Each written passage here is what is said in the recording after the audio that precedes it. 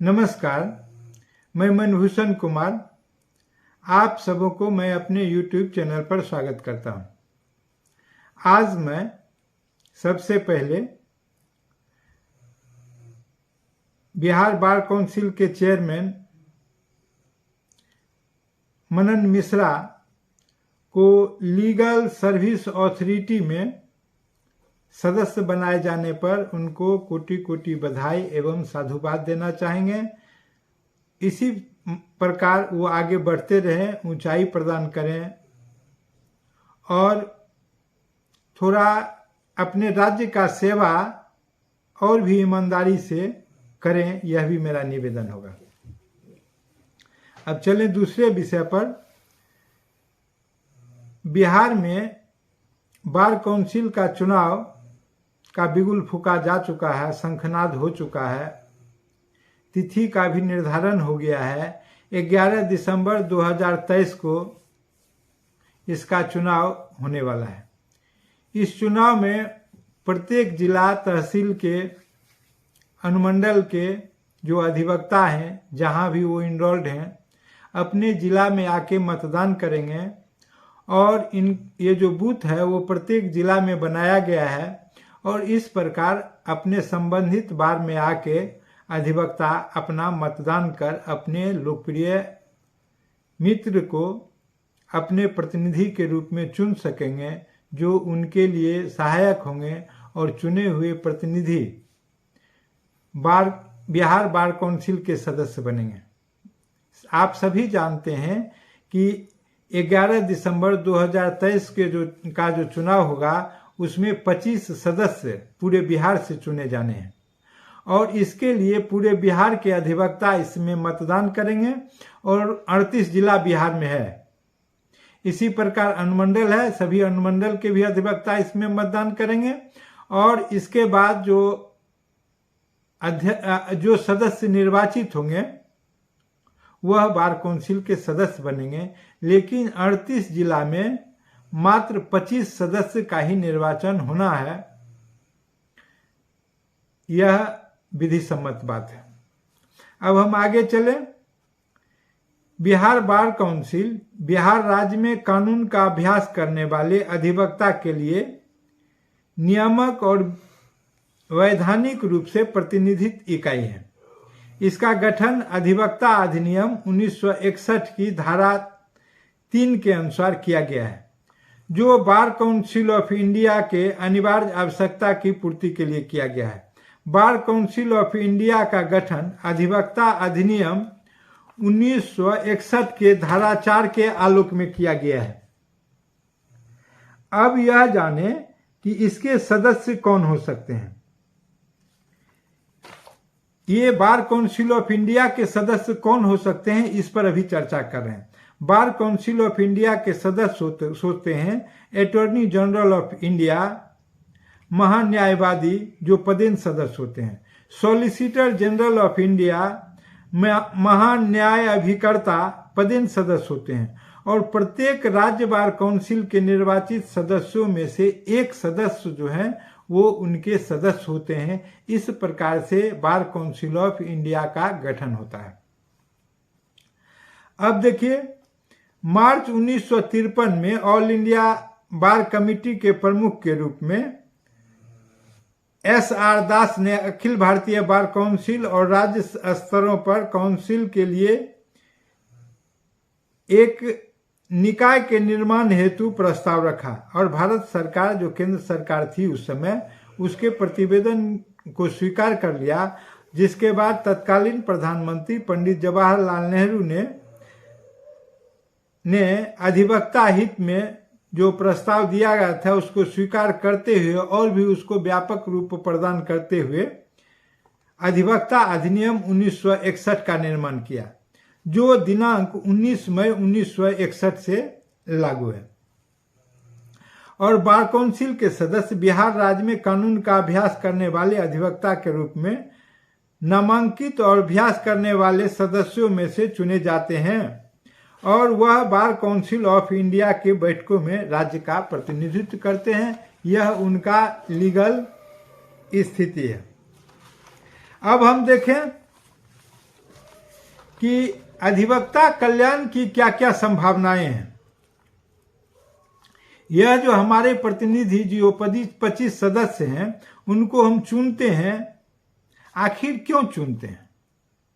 एक तो वो हमारे अभिभावक के रूप में, अधिवक्ता के गार्जियन के रूप में सबों का रजिस्ट्रेशन करते हैं, इनरोलमेंट करते हैं, उनको अनुशासन बहाल करने के लिए उनको विनियमित करते हैं और अपने बौद्धिक रूप से सभी बार के संचालन में सहयोग करते हैं। लेकिन आज स्थिति थोड़ी बदल सी गई है, लेकिन वैसे हम चर्चा करेंगे तो चर्चा बहुत लंबा हो जाएगा। अभी हम मात्र अधिवक्ताओं को मिलने वाले सुविधा पर चर्चा करें और किस प्रकार से इनकी सुविधा और भी बढ़ाई जा सकती है, क्योंकि अभी जो सदस्य वोट मांगने के लिए आ रहे हैं उनके पास कोई स्पष्ट एजेंडा नहीं है, वोट मात्र मांगने आ रहे हैं। लेकिन अधिवक्ताओं के पास एक अपनी एजेंडा होनी चाहिए कि आखिर हम किस आधार पर आपका वोट पाना चाहते हैं, इसकी स्पष्ट जानकारी अपने वोटर को दें, अधिवक्ता समाज को दें, ताकि उस बिंदु पर, उस गुण दोष पर विचार करने के बाद वो अपना मतदान स्पष्ट रूप से कर सकें।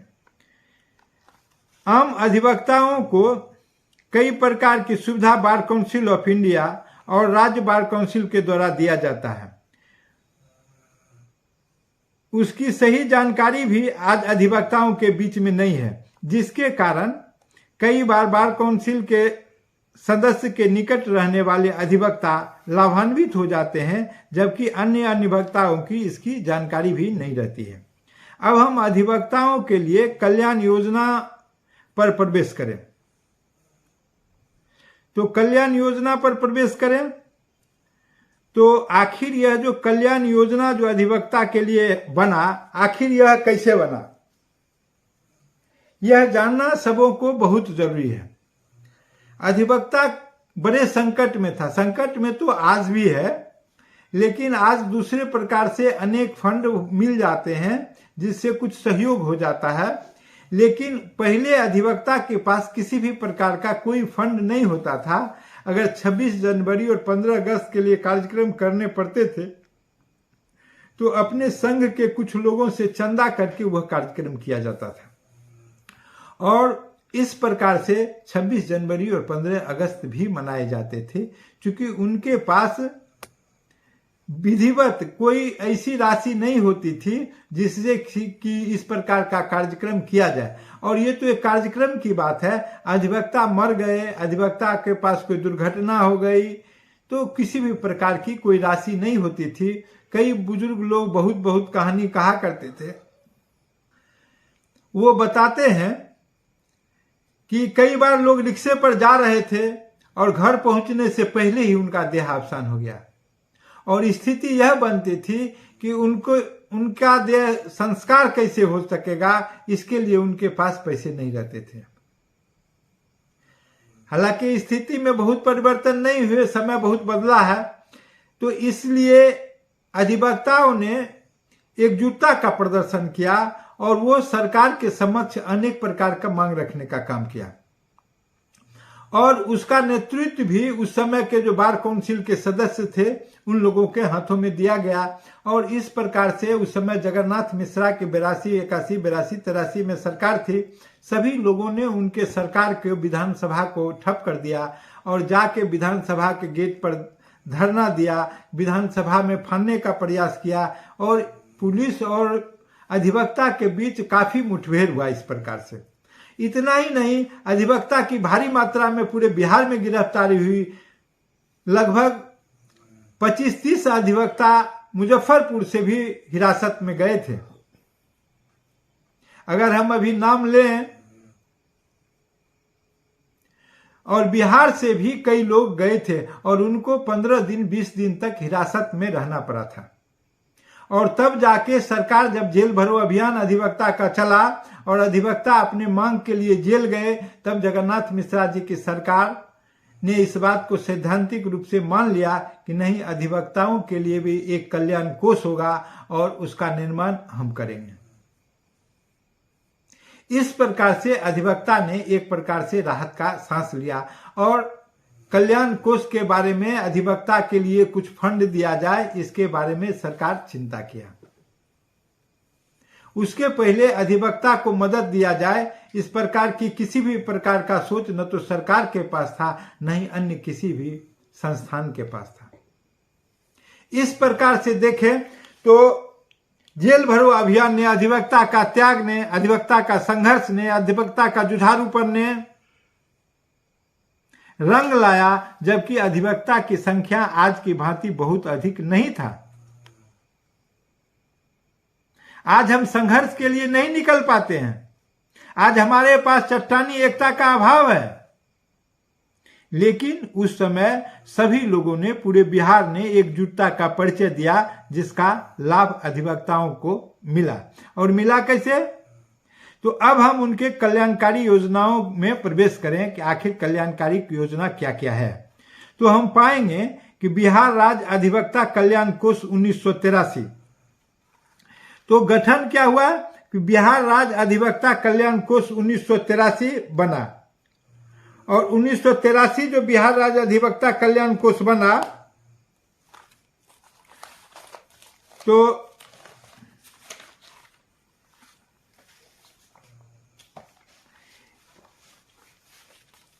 वो यह है अधिवक्ता वेलफेयर फंड। सरकार ने निर्माण किया अधिवक्ता वेलफेयर फंड। और ये जो अधिवक्ता कल्याण कोष अधिनियम बना 1983, बिहार में कांग्रेस सरकार के मुख्यमंत्री पंडित जगन्नाथ मिश्र की देन है, जो विधानसभा घेराव के बाद यह विधान बनाने का काम किया। और विधान बनने के बाद 13 अगस्त 1983 को असाधारण गजट में यह प्रकाशित हो गया और 1984 को नियम बना और वेलफेयर स्टैंप सिस्टम 1985 से लागू हो गया। आज जो हम वेलफेयर का टिकट 25 रुपया लगाते हैं, वह सिर्फ अधिवक्ताओं के लिए है। वह टिकट का जो निर्माण किया सरकार ने, वह अधिवक्ताओं पर पैसे खर्च हो और उसकी राशि अधिवक्ता में लगे, इस बात के लिए यह कानून बना। 1985 में यह लागू हो गया। जिस समय इसे लागू किया गया, इसकी कीमत 2.5 रुपये थी। 2001 में इसकी कीमत 5 रुपये कर दी गई और इसके बाद 2015 में इसकी कीमत 15 रुपये कर दी गई और 2019 में इसकी कीमत 25 रुपये कर दी गई। तो ये कीमत सही पूछे तो सरकार अपने मन से बढ़ाई नहीं है। इसके लिए भी बिहार युवा अधिवक्ता कल्याण समिति ने काफी संघर्ष किया। और पता होगा कि जब यह अधिवक्ताओं की लड़ाई हो रही थी और लड़ाई के बाद तुरंत एक समिति गठित किया गया, जो बिहार युवा अधिवक्ता कल्याण समिति के नाम से जाना गया। और बिहार युवा अधिवक्ता कल्याण समिति वो बार काउंसिल से बिल्कुल अलग। इसके बाद लोगों के मन में विचार आया कि इसका रजिस्ट्रेशन भी होना चाहिए। और यही कल्याण समिति का रजिस्ट्रेशन जो है वो 2014 में किया गया। यही बिहार युवा अधिवक्ता कल्याण समिति का बायलॉज बना। ये कल्याण समिति का बायलॉज बना और ये बुकलेट में भी है। आप देखेंगे कि आज के जो चेयरमैन है मनन मिश्रा, उस समय इसमें महामंत्री हुआ करते थे और अध्यक्ष ललन प्रसाद सिंह हुआ करते थे। और इस प्रकार से जब आप देखेंगे तो कल्याण समिति बना, इसका नियमन बना, फिर इसके रूल्स भी बने और इसकी नियमित बैठक होने लगी। और सरकार के खिलाफ बराबर एक प्रकार से विरोध, अपना प्रदर्शन जारी रहता था और यह मांग भी अपना सरकार के समक्ष रखते रहते थे। और परिणाम यह हुआ कि अधिवक्ता का जो मूल रूप से मांग है वो था पेंशन मिलना चाहिए। अधिवक्ता के लिए 5,000 रुपये का जो 5 वर्ष तक का प्रैक्टिशनर है उसको सपोर्ट मिले, लाइब्रेरी के लिए कुछ फंड मिले, नए अधिवक्ताओं को इनरोलमेंट में कम पैसा लगे, नए अधिवक्ताओं को बैठने की व्यवस्था हो। इस प्रकार के कई मांगों के लिए अधिवक्ता युवा कल्याण समिति ने संघर्ष किया है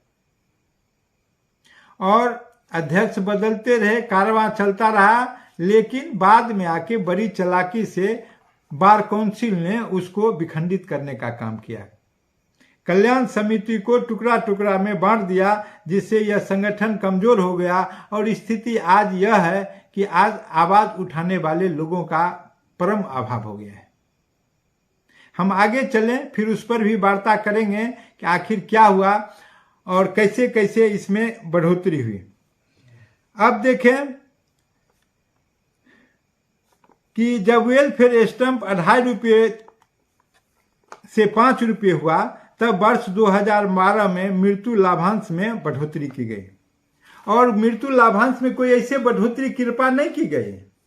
पूरे बिहार से, सूबे बिहार से हजारों हजार अधिवक्ता युवा कल्याण समिति के बैनर तले हम लोग गए थे और पूरे 25 के 25 बार काउंसिलर को घेर लिया गया था और घेरने के बाद वार्ता पर सहमति हुई थी और वार्ता के बाद जो निष्कर्ष निकला, निष्कर्ष ऐसे निकला कि उन लोगों ने कहा कि 1-2 आदमी आइए वार्ता के लिए। फिर हम लोग की तरफ से, हम लोग कल्याण समिति के पदाधिकारी हुआ करते थे, तो उसमें सहमति नहीं बनी। फिर हुआ कि प्रत्येक प्रमंडल से एक एक अधिवक्ता आए, इस प्रकार से, और आपके जो पदाधिकारी, जनरल सेक्रेटरी और अध्यक्ष हैं वो आए। तो इस प्रकार से कुल 11 सदस्य हम लोग वार्ता के लिए गए थे।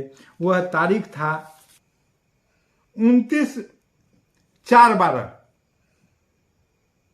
और जब हम लोग गए उसके लिए उन्होंने कहा कि आप आइए, तो हम लोग गए वार्ता करने के लिए। वार्ता पर सहमति बनी।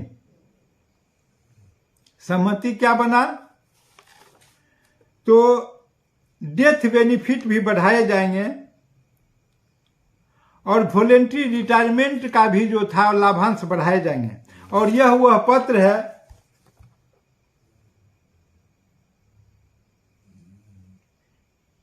जिस पत्र के द्वारा हम लोग को सूचित किया गया उसी दिन, सेम डे, और यह पूरा उसका राशि है कि बढ़ा के कितना से कितना करेंगे, रिटायरमेंट डेथ वाला कितना देंगे और वॉलेंट्री रिटायरमेंट की स्थिति में कितना पैसा दिया जाएगा। और इसको फिर आगे देखें तो इसको इस प्रकार से हस्ताक्षर करके उस समय के जो सेक्रेटरी थे हम लोग को दिए थे। यह तारीख हमको आज भी याद है और लिखित भी है। ये 29/4/2012 का ये तारीख है। यही पत्र है, उस पत्र के साथ फॉरवर्डिंग दिया था। लेकिन उन्होंने एक प्रकार से धोखा किया युवा कल्याण समिति के मित्रों के साथ। धोखा यह किया कि जो लोग वार्ता के लिए गए थे भीतर, 11 सदस्य, 11 के 11 सदस्य पर डीसी चला दिया और उनका प्रत्येक माह तारीख होता था। लगभग 3-4 वर्ष तक यह तारीख चला। हम लोग वहां तारीख करने जाया करते थे और प्रत्येक डेट को हाजिरी लगाया जाता था और उसके सदस्य थे। ये देखिए, यही पत्र है, 15 सदस्य को दिया गया था। बार काउंसिल अपने पत्रांक 21/67/12 में इस पत्र के माध्यम से ये डिसिप्लिनरी एक्शन चलाया था। कोई जुबानी कहानी नहीं है, इसको देखिए और फिर इसे भी देखिए। यह पत्र है जिस पत्र के माध्यम से सबों को नाम लिखकर सब पर डीसी चलाया गया था और इसलिए चलाया गया था कि हम लोग पेंशन का मांग कर रहे थे। जो अधिवक्ता को पेंशन मिले इसके लिए लड़ाई लड़ रहे थे हम लोग।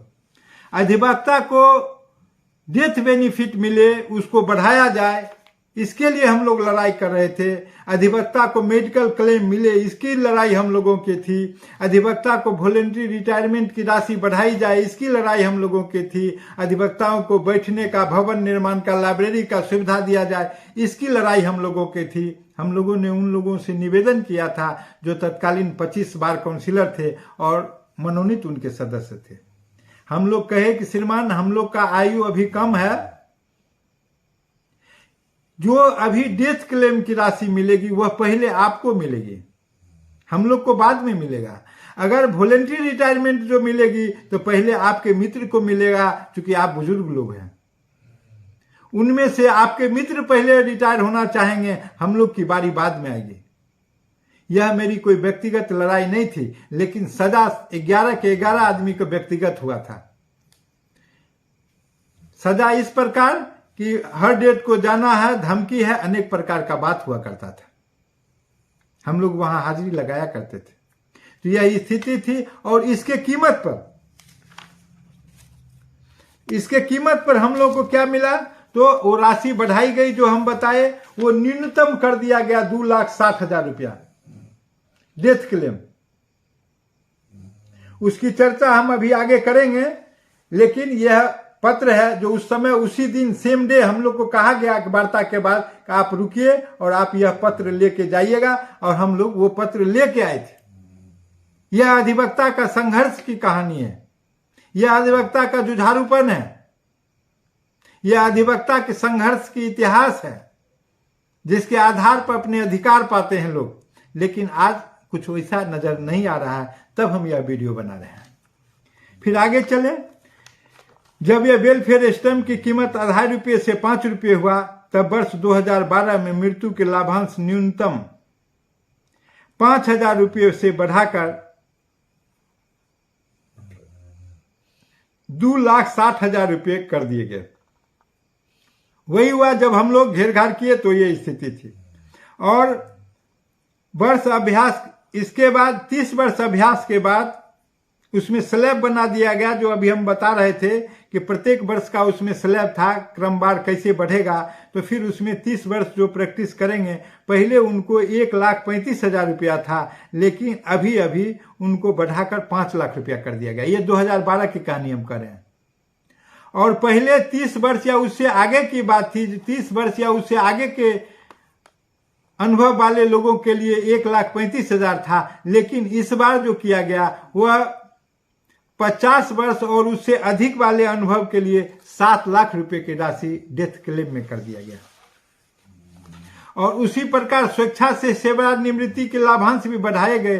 पहले 6 वर्ष अधिवक्ता के रूप में अभ्यास करने के बाद 6,000 रुपये थे, जिसको 12 में बढ़ाकर 11,000 रुपये कर दिया गया। 6 वर्ष जो अभ्यास करेंगे उनके लिए 11,000 रुपये, लेकिन जबकि पूर्व में 30 वर्ष या उससे अधिक अभ्यास करने वाले अधिवक्ता के लिए 1,35,000 रुपये थे, जिसको बढ़ाकर 30 वर्ष पर 2 लाख रुपये और 50 वर्ष और उससे अधिक के अनुभव रखने वाले अधिवक्ता के लिए 4.5 लाख रुपये वॉलंटरी रिटायरमेंट की राशि की गई। और यह तब हुआ जब सूबे बिहार के अधिवक्ता ने प्रयास किया और पूरे तन मन धन से जुटा, पटना बार काउंसिल में उपस्थित हुआ और घेर घार हुआ और अपना प्रदर्शन किया और वार्ता हुई, तब यह सफलता मिली थी। परंतु 2015 में वेलफेयर स्टैंप की कीमत 15 रुपये होने पर एवं वर्ष 2019 में इसे बढ़ाकर 25 रुपये होने पर अधिवक्ता के मृत्यु एवं स्वेच्छानिवृत्ति के लाभांश में पिछले कार्यकाल में 1 भी पैसा का वृद्धि नहीं किया गया। जबकि वेलफेयर स्टैंप 25 रुपये होने पर 25 करोड़ रुपए से ज्यादा का आय वार्षिक वहां हो रहा है। पिछले दिनों जब पूरा भारत कोरोना जैसे महामारी से जूझ रहा था, अधिवक्ता ऑनलाइन सेवा दे रहे थे। फिर इसको न तो सरकार न ही बार काउंसिल ने मदद किया और कहीं अधिवक्ता का देहावसान हो गया। 2008 में बिहार बार काउंसिल के द्वारा पेंशन स्कीम लागू किया गया था। यह हुआ पेंशन स्कीम है, जिसे ठंडे बस्ते में डाल दिया गया है। नए अधिवक्ताओं के लिए 5 वर्ष तक सहयोग की राशि की बात भी राजनीतिक घोषणा पत्र जैसा बन के रह गया है। 2 बात आ गई, एक पेंशन स्कीम था जिसके लिए कानून बन गए थे, पुस्तक पब्लिश हो गए थे, कुछ लोगों से पैसा ले लिया गया था, लेकिन वो इम्प्लीमेंट इनफोर्स नहीं हो सका। और दूसरा, चुनाव के समय लोग कहते रहे कि जो नए अधिवक्ता हैं जिनका लेंथ ऑफ प्रैक्टिस 5 वर्ष से कम रहेगा उसको 5,000 रुपया प्रति माह दिया जाएगा, लेकिन यह भी दिवा स्वप्न बन के रह गया। यह भी आज तक लागू नहीं हो सका। अधिवक्ताओं की सुरक्षा की कोई गारंटी नहीं है। अधिवक्ता संरक्षण अधिनियम की मांग कई वर्षों से हो रही है, अभी तक कोई लाभप्रद सूचना नहीं मिली है। उल्टे कहे जाते हैं कि आप किसी समस्या को लेकर विरोध नहीं कर सकते हैं, हड़ताल नहीं कर सकते हैं, फिर अधिवक्ता अपनी समस्या कहां और कैसे रखे? यह पूरे भारत की समस्या है। पिछले दिनों सर्वोच्च न्यायालय के संविधान पीठ ने भी यह बात कहा कि ये जो अधिवक्ता का इनरोलमेंट होता है उसमें पूरे भारत में एक रूपता होनी चाहिए। यह मैं 2022 की बात कर रहा हूं। और उस पर बार काउंसिल ऑफ इंडिया ने सहमति भी बताया और उसने कहा, संविधान पीठ ने, कि बार काउंसिल ऑफ इंडिया और राज्य के बार काउंसिल से कहा कि राज्य में अधिवक्ताओं के रजिस्ट्रेशन के लिए पूरे भारत में एक फी होनी चाहिए। इसका कितना अनुपालन हो रहा है यह हम सभी जानते हैं। इधर भी फी बढ़ा दिया गया है, लेकिन अधिवक्ता की समस्या यथावत है। कई बार अधिवक्ता को कुछ पैसे मिलते हैं बार काउंसिल ऑफ इंडिया से, उसका जो वेलफेयर स्कीम है उसके तहत किसी प्रकार से बीमार हो जाने पर भी कुछ पैसे मिलते हैं, किसी प्रकार से दुर्घटनाग्रस्त हो जाने पर भी पैसे मिलते रहे हैं। लेकिन आज स्थिति बड़ा भयावह है और इसकी समुचित जानकारी भी कई एसोसिएशन को नहीं है, क्योंकि इसके लिए कोई स्पष्ट दिशा निर्देश भी नहीं है। इस प्रकार से आप चाहेंगे, अगर आप किसी के बार काउंसिलर के संपर्क में हैं तो यह संभव हो सकेगा कि आपको मदद हो जाएगा बार काउंसिल से, लेकिन इसके लिए जागरूकता की जरूरत है। आखिर इसका विधान क्या है? अनुमंडल में बैठे अधिवक्ता इसको किस प्रकार से लाभान्वित इससे हो सकते हैं? इसको ऑनलाइन क्यों नहीं किया जा रहा है, ताकि अधिवक्ता उसको अपने स्तर से ही आवेदन कर दें और जब भी बैठक हो वह अनुपालन हो जाए। इस प्रकार के कई समस्या हैं। फिर अधिवक्ता के नए अधिवक्ता जो संघर्ष से जूझ रहे हैं उनका क्या होगा? तो इस प्रकार देखेंगे तो अधिवक्ता की जो कहानी है वो इसी है जैसे हरि अनंत हरि कथा अनंता। फिर वेलफेयर स्टैंप बिक रही है, उसका पैसा भी किधर जा रहा है? आखिर वेलफेयर स्टैंप जब 5 रुपया से बढ़कर 25 रुपया हो गया तो डेथ क्लेम जो अभी 2,60,000 न्यूनतम है तो वह बढ़कर 13 लाख क्यों नहीं हो रहा है? जो 7 लाख रुपया 50 वर्ष के प्रैक्टिशनर को मिलेंगे, अगर वो कोई व्यक्ति 50 वर्ष का प्रैक्टिस करता है तो और मृत्यु हो जाती है उसके पश्चात, बशर्ते कि वे वेलफेयर ट्रस्टी कमेटी का मेंबर है, तो उसको 7 लाख रुपया मिलेंगे। और जब वेलफेयर स्टैंप का कीमत 5 रुपया से बढ़ के 25 रुपया हो गया तो वो आज 7 लाख से बढ़ के 7 गुने 5 35 लाख रुपया क्यों नहीं हो रहा है? यह अधिवक्ता जानना चाह रहा है। और इसके लिए कौन जिम्मेदार है? बार काउंसिल का चुनाव आ गया है। अधिवक्ता जागरूक होकर अपने लिए प्रश्न पूछें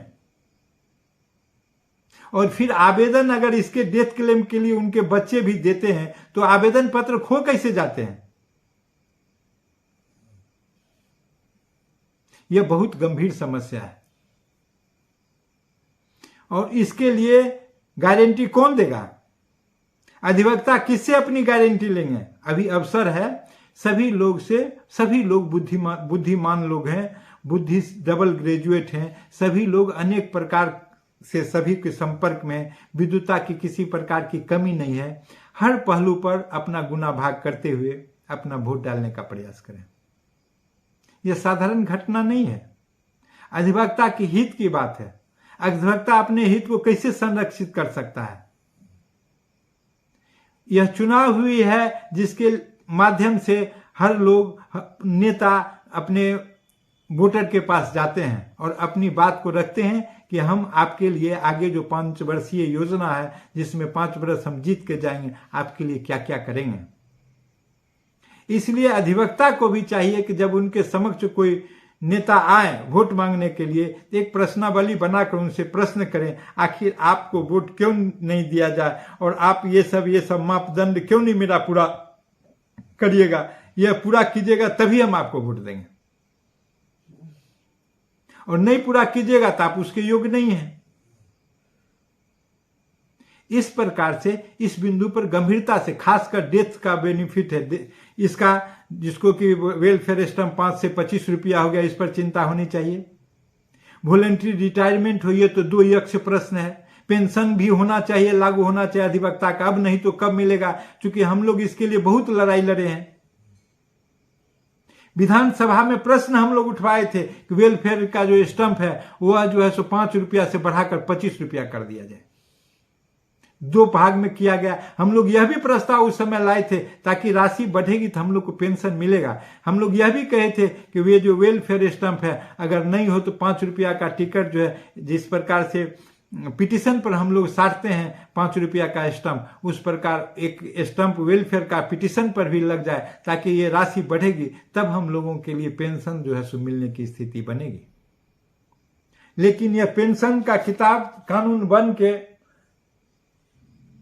कहां रखा हुआ है, यह तो आप ही खोजेंगे तो मिलेगा। इस प्रकार से हम लोग इस नियम से बंधे हुए हैं। अब देखिए, ये सारे के सारे पुराने नियम थे जिसको हम लोग बताने का काम किया है।